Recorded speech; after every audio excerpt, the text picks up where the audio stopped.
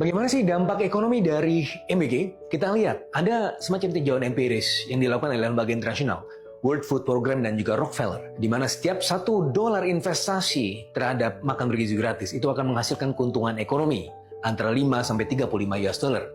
Ini berasal dari beberapa variabel sekaligus. Yang pertama adalah tingkat partisipasi sekolah yang meningkat, tingkat dropout yang turun, nilai-nilai anak sekolah yang meningkat, sehingga ini akan mampu mendorong mereka untuk lebih berkualitas di masa depannya.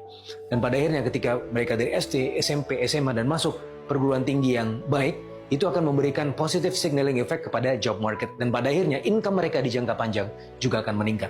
Ini ada keuntungan-keuntungan ekonomi yang dihitung oleh lembaga tersebut. Cross country analysis. Tapi bagaimana untuk kasus Indonesia? Beberapa waktu yang lalu, Research Institute of Socio-Economic Development melakukan beberapa kajian-kajian ekonomi. Salah satunya adalah survei terhadap MBG ini selama setahun pelaksanaan.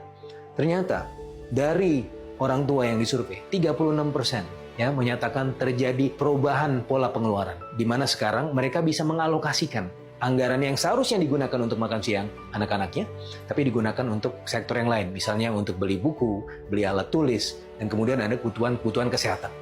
Nah, kita bisa melihat bahwa ternyata di jangka pendek juga ada keuntungan-keuntungan ekonomi. Salah satunya adalah mengurangi beban terutama dari middle class. Berikutnya juga kalau kita lihat dari sisi makro, ternyata angka pertumbuhan di sektor pertanian tumbuh lumayan tinggi di tahun 2025, 5,33%, dibandingkan dengan tahun 2024 yang cuma 0,68% dan 2023 yang 1,3%. Kenapa? Karena ternyata adanya MBG itu meningkatkan demand terhadap produk-produk di sektor pertanian, sehingga investasi di sektor pertanian juga meningkat.